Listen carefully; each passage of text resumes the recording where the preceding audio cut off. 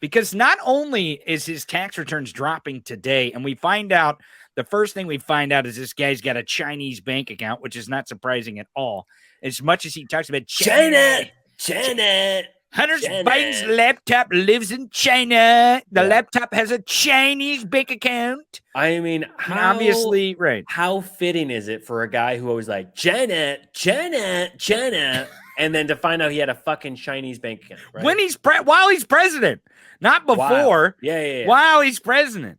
He's sitting in the Oval Office making deposits. And of course, you hear people Chinese bank when accounts. these tax return, when the report was released earlier or later last week, people were like, this is nothing. Okay, you didn't pay these taxes, whatever. And it's like, dude, this ain't nothing. You ain't seen nothing yet. Well, here's what I think about the tax returns. I think to expect that this is going to bring any kind of criminal charges, that's not going to happen. No, not at all. But here's what we should do. Here's what we should do with these tax returns. We should mock the ever-loving shit out of him and every single simp that he has. And the reason why is because the things they say, again, it's the Andrew Tate effect here and the Santos effect. Jesus Christ, these people, they're all one and the same. Why everyone's so mad that Santos is a Republican? It's not surprising. They're gonna replace, like, just completely wipe out the phrase Barbara Streisand effect, right? They're gonna be like, oh no, right. Streisand effect. What do you mean? You mean Santos effect? Right, the Santos effect. You mean that's it? You mean the Tate effect? You mean the Trump effect? That's it. Well, and the craziest part is the reason why he doesn't want these tax returns released, and you see it in his statement on True Social. I read it earlier, and if you can grab the link, I'll pull it up. It's his statement. If you want to just grab that, I'll pull it up. In the statement, he is trying to tell everyone, no, don't listen to him. I really am rich. Yeah. And that's what he's terrified of these tax returns. He doesn't give a shit if it exposes crime. He does not care. He only cares about his fucking little fragile ego and the fraud that he is rich and that he is successful. The same way that Andrew Tate had to make that stupid fucking video because he got owned by Greta. Is this the official statement? Is this the Trump statement? Yeah. I didn't make this, by the way. I'm just saying I didn't make this. This is not of Gabe Sanchez's doing. But here is part of the statement that is released from the 45th. This is so stupid. From the 45th president of the United States of America. Jesus Christ. This is insanity. That his tax returns, which every president has willfully, and most candidates have willfully given the media their tax returns to thumb through when they run for president or become president. Yeah. And we literally, because Joe Biden was the vice president and because he was a United States senator, we have decades of Joe Biden's tax returns. Decades. And here this guy, the reason why he's telling you in this statement why he did not want you to see his tax returns. Because here's what it says. Wrong. Just sold the hotel for almost $400 million. Many of their other numbers are wrong too, but by even bigger proportions. But that's okay. Being wrong doesn't matter to the fake news. What he's saying is I'm worth more than they can verify. And it's insanity because he owns these properties, right? Because that's going to be his claim that, of course, I'm rich. I own this golf course, but he doesn't actually own them. The debtor owns them. Whoever has the note owns that shit. He doesn't own them. And this is all just ridiculous. So gobbledygook, but he's worried. Right. Do you remember who John Barron is? Yeah, he kind of sounds like Trump. I think he has a mustache though. Does he wear a fake mustache? Is that So for people who don't know, John Barron is one of the aliases that Trump has used in the past, right? And so he would use it to call the media. Right. To pimp stories. Exactly. And so this is what happened. So this is the I was trying to remember the facts of the story here, and I just wanted to get it right. So in 1984, okay, an official from the Trump organization called this reporter at Forbes to tell him how rich Donald Trump was, right? Ooh. And this does involve Roy Cohn, and I think if I remember correctly, Roy Cohn is like kind of the mastermind of how he taught him how to fucking lie about this shit. Basically, this reporter was reporting on the Forbes 400, okay, annual tracking of America's richest for the 3rd year. In the previous edition, they valued Trump's holdings at $200 million, only 1/5 of what he claimed to own during the interviews.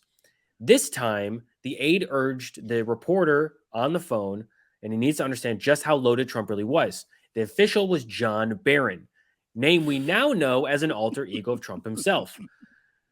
So you go through this whole thing.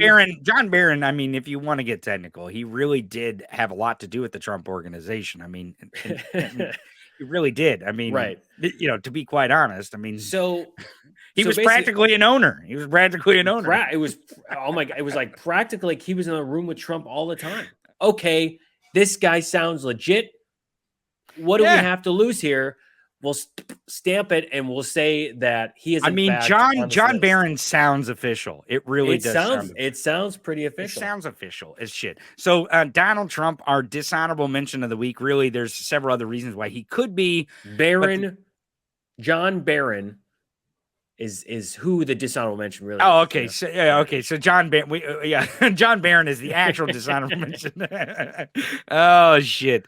And he's a liar. He's a fucking liar, which is a theme on the right, which brings us to our winner of Bonehead of the Week. The liars of the liars of the liars. Really, he's just a Republican. He's just any old average Republican, Gabe Sanchez. George Santos fits the profile exactly. He lies a lot. He lies about himself. He lies about his pedigree. He lies about his race. He lies about his religion. He lies about his cancer and non-cancer. His mom has died at least 4 or 5 times. Yeah. I mean, this guy, listen. There's going to be a Netflix. I told you, I was like, there's going to be a Netflix special, a docu-series. Oh, my God. Like, you know, there's like how to make a murderer. It's like how to make I don't even know what he is. What the fuck? Well, here's the thing. A candidate. Like, what the fuck? When a political party, a major political party, especially in a democracy like the United States of America, puts a pathological liar like Donald Trump in charge of their party, and not only in charge of their party, but in charge of the entire country, it begins to make people think that they can get, I mean, anyone can be president, even a pathological liar. And it really does appear that George Santos has a real major problem with lying. And it's not just like one lie. It's like he'll lie about having this, and then he'll lie about not having this. Right. He'll lie. He'll when he gets caught in a lie, then he lies to get caught on that lie. Right. And then you find out later that he was lying about that other lie to cover up for that other lie, which was covering up for that original lie, which was based on another lie. But Gabe Sanchez, isn't this just Trumpism? Though. Oh, yeah, 100%. I mean, why are we so smart? You know, everyone wants him to resign, and I've been very vocal about this week. I do not want George Santos to resign. I want George Santos to have to serve every single fucking day of his term, and I want the entire country to look at him and go, he's a Republican, and this all makes sense. Because I said, when he was outed as a fraud, I said, I believe it was on Tuesday, I said that I want George Santos to go to the floor of the House.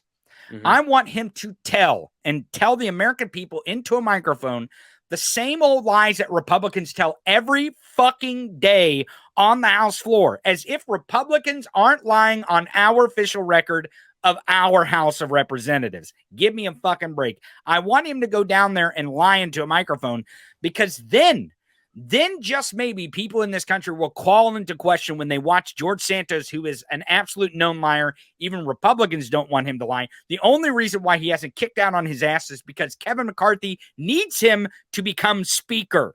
That is the reason why George Santos even exists in the conversation still, is because Kevin McCarthy needs 218. And the lie that he doesn't need George Santos is even a bigger lie than George Santos has ever told. And here's why I don't want him to resign.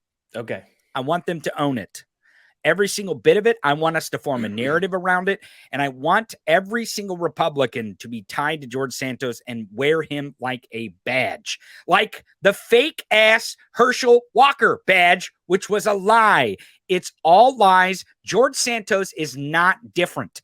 George Santos is not special. He doesn't tell special lies. He doesn't say them in a special way. He just got caught doing it. and everyone is grossed out by the way that he is lying, but it is not a non-Republican thing. So I don't want him to resign. Here's the great part about when I said I want him to go to the floor of the House. Mm-hmm. That night on Tucker Carlson's White Privilege Tonight, the show, Tulsi Gabbard, she was a guest host. And she said on that show, after I said that morning, I said that I want him to go to the House floor. She questioned him. How in the world can this country trust you when you go to the House floor and speak and tell lies on the House floor? Tulsi Gabbard asked George Santos that question that night.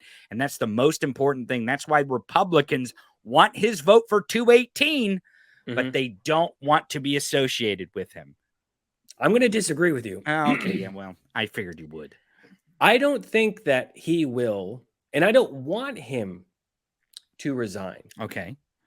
But what I do want is I want him to be, because right now he's being investigated by a Republican,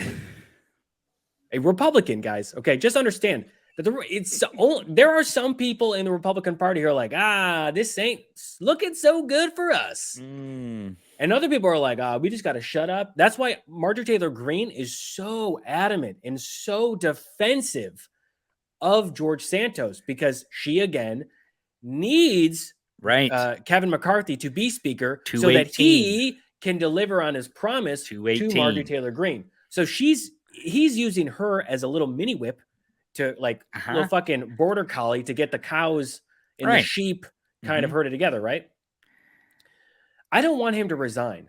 What I feel like would be more embarrassing would be, let's say that he does, because obviously, we've got 4 days until he actually gets sworn in. Yeah, we see the first Kevin McCarthy vote, which he'll lose. Right. I want him to be arrested. I want him to go on trial, and I want him to, and maybe he avoids those things, that he just pleads guilty to the charges that they find on him. Because here's the thing. There's a whole financial side, and that's a big, big boo-boo that he's got to fix, and he's ain't fixing that shit. Well, here's the thing. And that's why I think I don't want him to resign, because that's too easy of a cop-out. Maybe he resigns while he's under investigation or gets arrested or something like that, but I don't know. I think my personal opinion is I don't want him to resign, because I think that's too easy. What I want him to do, because here's the thing, he's going to resign. If he resigns, he'll make up some BS response and say, the reason I resigned is because I've got another brain tumor. The Matrix. It's not a tumor. The Matrix is after me. Tumor. The Matrix is after me. Oh, my God. Well, here's the thing. The real problem that George Santos has, and the biggest lie that he's told, is that he took Russian money in his campaign. Right. And you cannot. It is completely illegal, and they will figure you out if you take foreign money and put it into your campaign. And the $700,000 that he influxed into his campaign after not making that much money is a real problem for him. And it's not the lie he told about it. It's the truth about it. That's where he's in real trouble here, is with the truth. He can lie about a brain tumor and his mom dying at 9/11, all kinds of crazy ass shit, lying about his school, lying about where he's worked. He can lie about all that shit. That's not criminal. But the truth of his crimes will get him. And that is why George Santos is our bonehead of the week. Gabe Sanchez, let's give him his due.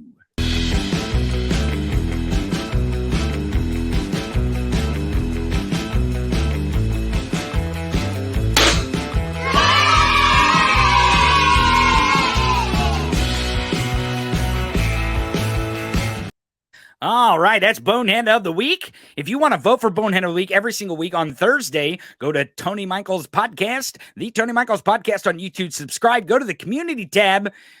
Click the community tab. You'll see the poll there every single week. If you're watching us on MeidasTouch, also subscribe there. But come over to our channel and subscribe so you can vote. If you have a Twitter account, you can follow us at the Tony Michaels Pod, at Tony Michaels Pod. You can vote there on Twitter every single week, and you can download every single episode of Bonehead of the Week on Sundays. Apple, Spotify, Google, your favorite directory. Make sure to follow us, subscribe, and leave us a great review while you're there every single Friday, because we do Bonehead of the Week every single Friday here on the Tony Michaels Podcast, the MeidasTouch Network.